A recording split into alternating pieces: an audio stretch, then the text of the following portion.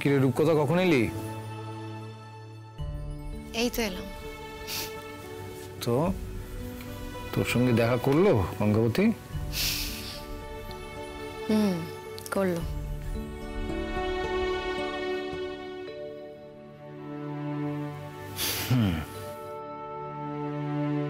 তো তোর সঙ্গে বন্ধুত্ব করলো না করলো না?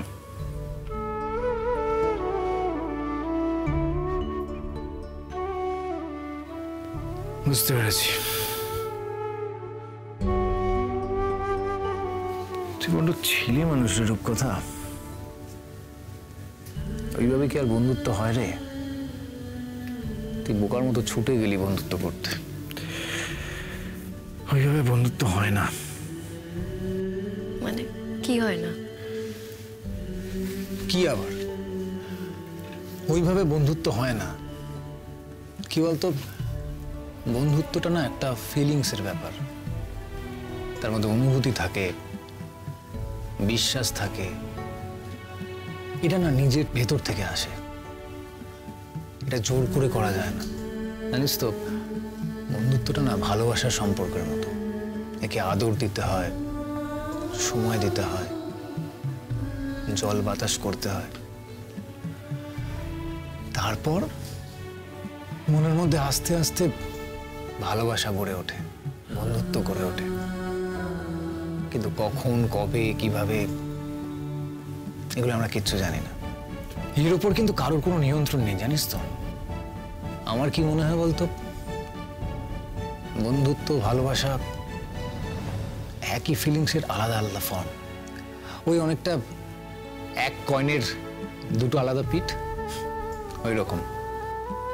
ভালোবাসা বন্ধুত্ব না থাকলে হয় না, আবার বন্ধুত্ব না থাকলে ভালোবাসা হয় না। তোমার মধ্যে তো কঙ্কার প্রতি ভালোবাসার কোনো অভাব ছিল না। যেটার অভাব ছিল সেটা হলো বন্ধুত্ব। এর মধ্যে আবার কঙ্কাকে কেন টানছিস? বন্ধুত্ব না একটা অনেক বড় দায়িত্ব, যেটা তুমি নিতে পারোনি। ঠেলে দিয়েছিলে ওকে একটা অনিশ্চিত ভবিষ্যতের দিকে। এটা তো ভুল ধারণা রূপকথা। তাই? আমার ভুল ধারণা? দায়িত্বটা নিয়েছিলাম বলেই ওকে কোনো রকম অনিশ্চয়তার দিকে ঠেলে দিইনি আমি। আমার সঙ্গে যদি ওর জীবনটা জুড়তো না, তাহলে ওকে অনিশ্চিতের দিকে ঠেলে দেওয়া হতো। একটা কথা ভেবে দেখ, কঙ্কা ওর জন্ম থেকে একরকম জীবনযাত্রাতে অভ্যস্ত। তাকে চাইলেই তো যেখানে সেখানে টেনে নিয়ে বলা যাবে না যে তুমি মানিয়ে নাও। কেন এইভাবে ভাবো গো তোমরা? কেন? ভালোবাসার সময় তো তোমাদের একবারও মনে হয় না যে ওর টাকা, ওর বাবার টাকা আমার থেকে বেশি? থাক বাবা, এই মেয়েটাকে ভালোবাসবো না। তুই কবে এত বড় হয়ে গেলি বলতো? এত যুক্তি দিয়ে এত সাজিয়ে কথা বলছিস কবে থেকে? আজ কিন্তু কথা ঘোরানো যাবে না একদম। আমার কথাগুলোর উত্তর দাও। কোনো স্বীকৃতি দেওয়ার সময় কেন মনে হয় যে টাকাই সব থেকে বড়?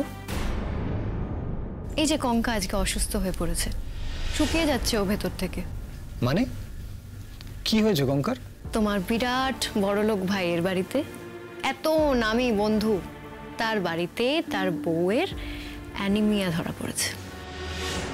সে কি রে? এটা আবার কবে হলো?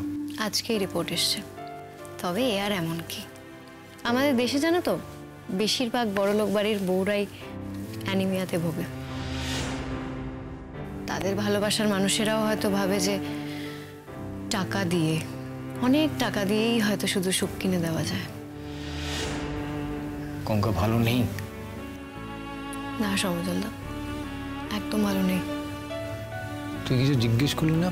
মানে ডাক্তার দেখিয়েছি কিনা? ওই বাড়িতে তো তার কি ভালো থাকার কথা?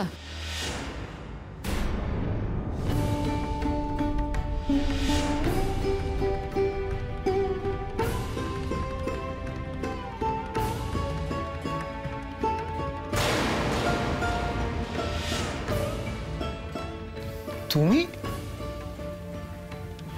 এরূপ কথা? চলে এলাম ওর সঙ্গে। চলে এলে মানে? কেন চলে যেতে দিলে সমুজ্জ্বল? কেন?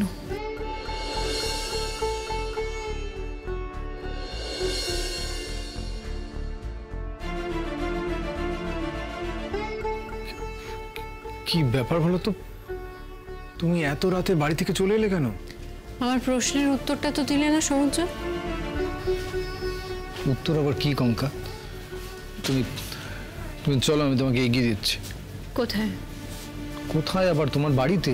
আমার বাড়ি? কোনটা আমার বাড়ি সমুদ্র? তুমি জানো আমার বাড়ি কোনটা? বাবা বলে দিয়েছে ওটা বাবার বাড়ি, আমার বাড়ি নয়।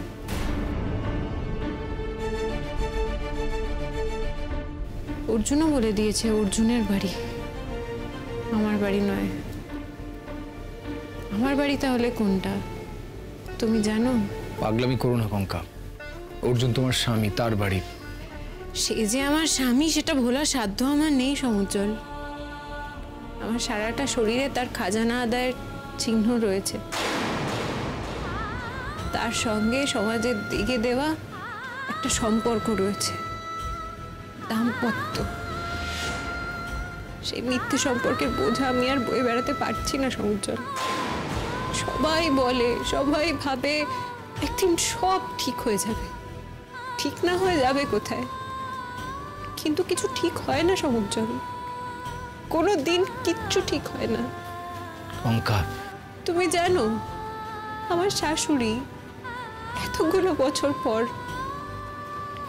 এখনো চোখের জল ফেলে, এখনো তার মদ্যপ স্বামীর কাছে নিজের শরীর দিয়ে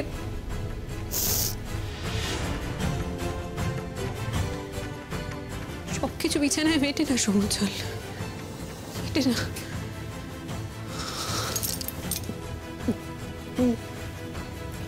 কঙ্কা, কিসের এত ভয় তোমার সমুজ্জ্বল বসু? কিসের ভয় পাও তুমি? কেন নিজেকে আটকে রাখো বলো? কিসের ভয় পাও তুমি? কি করবো বলো, সাহস করা যে আমার সাজে না।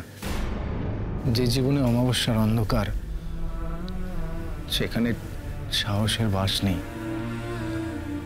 চাঁদের আলো যে পাশের পাড়ায় এসে চলে যায়। আলোটার জন্য জানলাটা খুলে দিতে হয় সমুজ্জ্বল, সেটা খুললে তো চলবে না। অনেক রাত হয়েছে, আর দেরি করো না, চলো আমি তোমাকে এগিয়ে দিয়ে আসছি। বেশ, চলে যাব আমি। আর কোথায় যাব সেটা জানার অধিকার তোমার নেই। আমাকে শুধু একটা প্রশ্নের উত্তর দাও, তারপর আমি চলে যাব। ভালোবাসো আমায় সমুজ্জ্বল?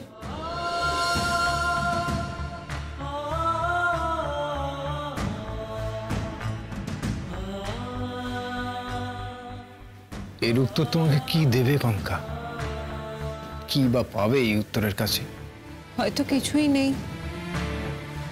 ছোট্ট একটা জবাব, হ্যাঁ কিংবা না। আমি কথা দিচ্ছি এরপর তোমায় আমি আর কোনোদিন বিরক্ত করব না। আমি শুধু এইবার প্রশ্নের উত্তরটা দাও। সময় নষ্ট করো না কঙ্কা, অনেক দেরি হয়ে গেছে, অনেকটা দেরি হয়ে গেছে। বেশ, তার মানে আমার প্রশ্নের উত্তরটা তুমি দিতে পারলে না। এখন আর উত্তরে কি এসে যায় বলো তো? কার কি এসে যায়? বেশ, উত্তরটা যখন দিতে পারলেই না, আমি মনে মনে যেটা ভেবে নিয়েছিলাম সেটা কি আমি সত্যি বলে ধরে নেব। কি ভেবেছ? রূপকথাকে নিয়ে ওরকম একটা জঘন্য মিথ্যে গল্প কেন বানালে? কি পেয়েছো ওটা থেকে সমুজ্জ্বল? যাক, তাহলে তুমি আর রূপকথা সত্যি সত্যি বন্ধু হলে। কথা ঘুরিও না সমুজ্জ্বল, বলো কেন বলেছিলে মিথ্যেটা? আমাকে তোমার থেকে দূরে রাখতে তো?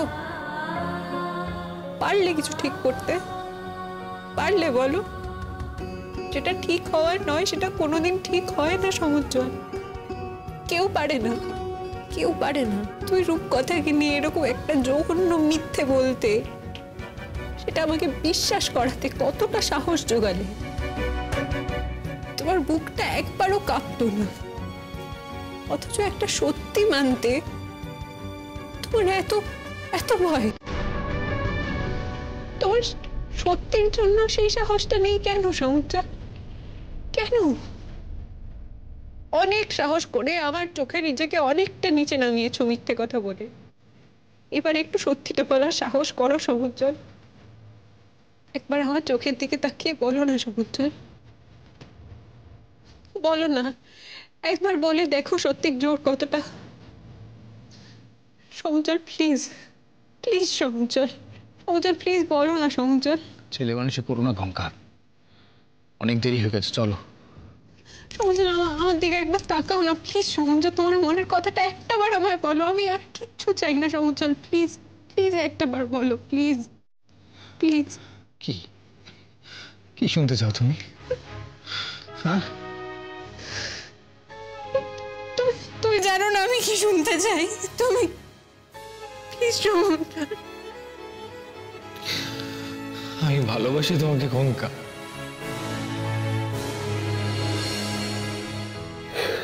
আমি সব থেকে বেশি ভালোবাসি তোমাকে,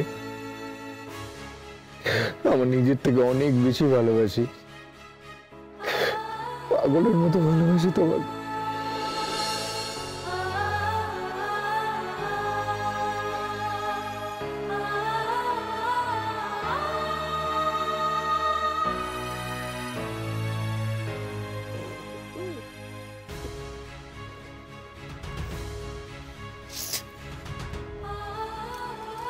চলি। কোথায় যাবে? দেখি, কোথাও একটা তো যেতেই হবে। তুমি তো আর রাখবে না, সেই সাহস তো তোমার নেই। কঙ্কাবতী ঠিক করেছে যে ও অর্জুনদার সঙ্গে সম্পর্কটা শেষ করবে, আর আমি ঠিক করেছি যে এই লড়াইটায় আমি ওর সঙ্গে থাকবো। এবার তুমি কি করবে সেটা তুমি ভেবে নাও, আমি আছি ওর সঙ্গে এই লড়াইটায়। আরেকটা জিনিস আমি ডিসাইড করেছি, কলেজের প্রোগ্রামটাতে আমি পারফর্ম করব। না কি না? কঙ্কা, এটা বাড়াবাড়ি হবে তো, হোক বাড়াবাড়ি, আমি দেখতে চাই কোনটা বাড়াবাড়ি। এইবার আর আমি কারোর কথা শুনে চলবো না সমুজ্জ্বল। উজ্জ্বলের সঙ্গে আমার বিয়ের এই একটাই ভালো দিক হয়েছে জানো তো সমুজ্জ্বল, আমি আমার জীবনের দিশা খুঁজে পেয়েছি। আমাকে যদি কেউ না আটকাতো নাচের থেকে, আমি কোনোদিন বুঝতেই পারতাম না যে নাচটা ছাড়া আমি বাঁচতে পারবো না। আজ জেনেছি আমি, আমার সবাই ছেড়ে চলে যাক, সবকিছু আমার জীবন থেকে চলে যাক, আমি নাচ নিয়েই থাকবো। আমি শ্যামার ভূমিকায় নাচবো। তুমি কি বজ্রসেন হবে সমুজ্জ্বল?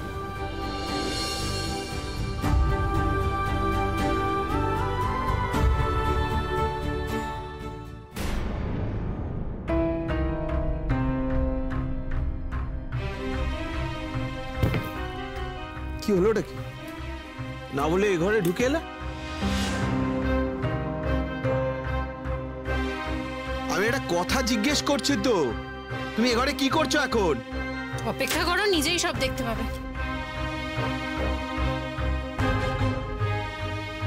এই কঙ্কাবতী, কি হচ্ছে নাকি এটা? আরে কি করছো বলবে তো? কি চাইছোটা কি তুমি? আরে বলবে তো, উত্তর দাও। ছাড়ো আমায়। আমি একটা জিনিস জানতে চাইছি। দেখতে পাচ্ছ না সুটকেস গোছাচ্ছি, যেটা আমার বাবা আমাকে বিয়েতে দিয়েছে, যেটা তোমাদের স্ট্যাটাসের সঙ্গে ম্যাচ খায় না। আর এই শাড়ি গয়নাগুলো, এগুলো সব আমার বিয়েতে পাওয়া, আইনত এগুলো আমার।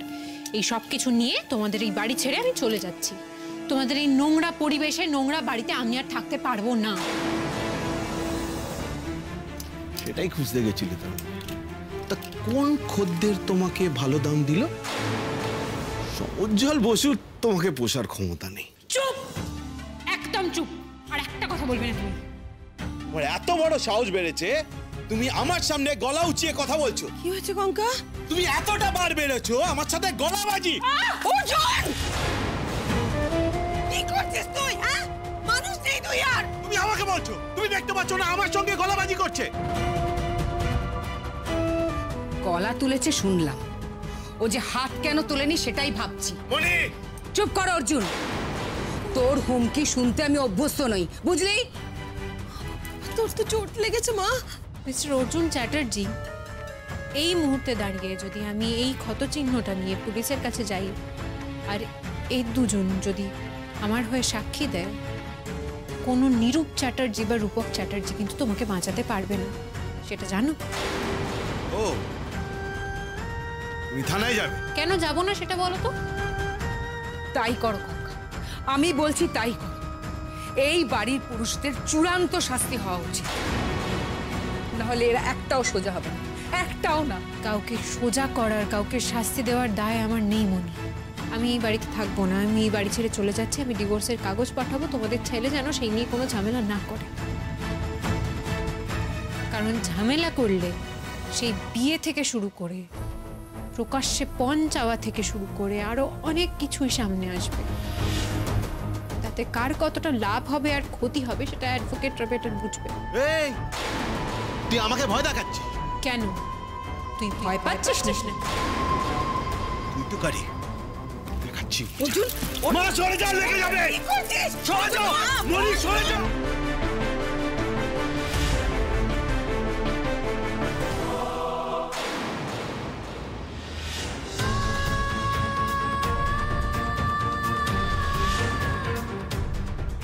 কি অর্জুন চ্যাটার্জি, বিয়ের প্রথম দিন থেকে আমার গায়ে যতগুলো ক্ষত তুমি করেছো সব কটার প্রতিশোধ নেব না? চালাবো? অনেক ক্ষত আবছা হয়ে গেছে, তার মানে এই নয় যে মুছে গেছে সেগুলো। সব ক্ষত মুছে যায় না মিস্টার অর্জুন চ্যাটার্জি।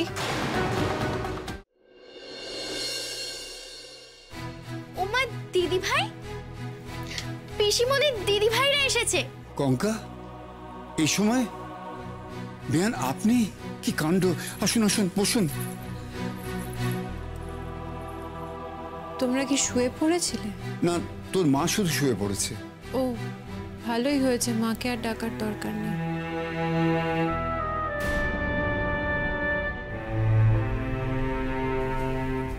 দিদি ভাই, তোর কপালে এটা কি? আরে তুই ওষুধ লাগিয়েছিস নাকি কপালে? তোর হাতেও তো। কি করে হয়েছে এটা কঙ্কা? বুঝতেই তো পারছো পিসিমণি, আবার জিজ্ঞেস করছো কেন? তোমাদের আদরের জামাইয়ের হাতের কাজ। আহ কঙ্কা, কি বলছিস তুই? অর্জুন এইভাবে? কঙ্কা একদম ঠিক কথা বলছে। মেয়ে মশাই, আপনাদের বাড়ির এই মেয়েটাকে আমি নিজে পছন্দ করে আমার ছেলের বউ করে নিয়ে গেছিলাম।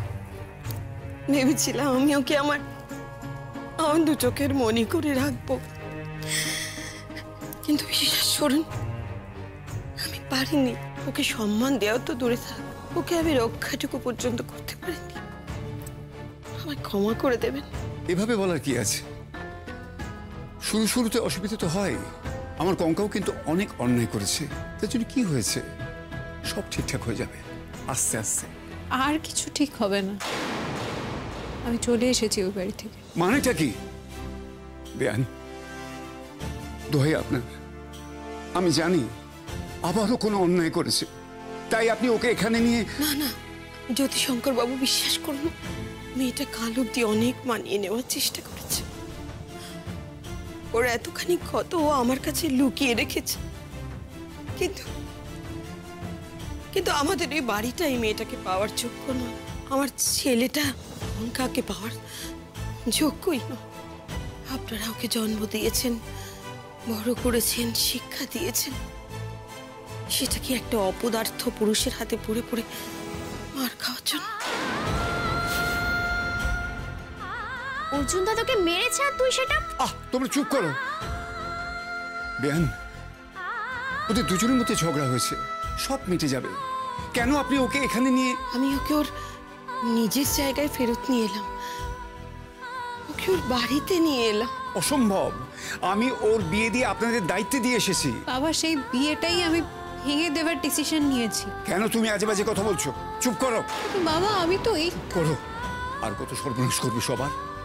সেই বিয়ের দিন থেকে আমি কিন্তু তোমার অসভ্যতা দেখে আসছি। এরপর একটা কথা বললে না আমার মতো খারাপ কিন্তু কেউ আর হবে না। এরপর কিন্তু আমি মারবে আমাকে? মারো, কি আছে? তোমার জামাই আমার গায়ে হাত তুলেছে, এবার তুমিও আমায় মারো। আচ্ছা, তোকে নিয়ে এত সমস্যা হয় কেন? তোর মা কাকিমারা এতদিন ধরে সংসার করছে, কই এমন তো কিছু হয়নি। বাবা, আমি তোমাদের কাছে আর কয়েকটা দিন মাত্র আশ্রয় চাইছি, বেশি দিন না, কয়েকটা দিন। আমাকে কটা দিন এই বাড়িতে থাকতে দাও, তারপর আমি আস্তে আস্তে বিয়েতে পাওয়া গয়নাগুলো ভরসা করে নিজের একটা নতুন জীবন করে নেব। আমাকে কটা দিন এই বাড়িতে থাকতে দাও। আমার এই বাড়িতে একদিনের জন্য তোমায় আমি থাকতে দেব না। পিসি রাস্তায় হাঁটবে তুমি না, আমার গলগ্রহে। ভুলে যেও না যে তুমি আমার উপর কোনো অনুগ্রহ করছো না। এই বাড়িতে আমারও অতটাই অধিকার আছে যতটা তোমাদের। আর বাবা আমার জন্য যেই টাকাটা ফিক্সড করেছে সেটার সুদ থেকে কিন্তু আমি তোমাদের সংসারে টাকা দিই। তুমি কোনো খয়রাতি করছো না আমার উপর। আর কঙ্কা, আমি তোর পাশে আছি। নিজের জীবনে দাঁড়ানোর জন্য তোর যা লাগবে আমি দেব। দরকার হলে এ বাড়ির অংশ আমি বেচে দেব। সেটা প্রয়োজন হবে না পিসুমণি, তুমি যে আমার পাশে আছো এটাই আমার কাছে অনেক। শুধু আমার যখন খুব কষ্ট হবে, খুব কান্না পাবে, আমাকে একটু ছোটবেলার মতো জড়িয়ে ধরে আদর করে দিও, আমার সঙ্গে থেকো। আমার আর কিচ্ছু লাগবে না, কিচ্ছু লাগবে না আমার। কঙ্কা, বাবা, তোমার আশ্রয় আমার দরকার নেই, আমি অন্য আশ্রয় খুঁজে নেব। মা, আমাকে একটু বালিগঞ্জে আমার গুরু আমার বাড়িতে নামিয়ে দেবে গো।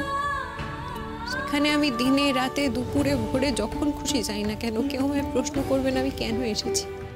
থাকতে চাইলেও কেউ বলবে না চলে যা। নামিয়ে দেবে আমায়?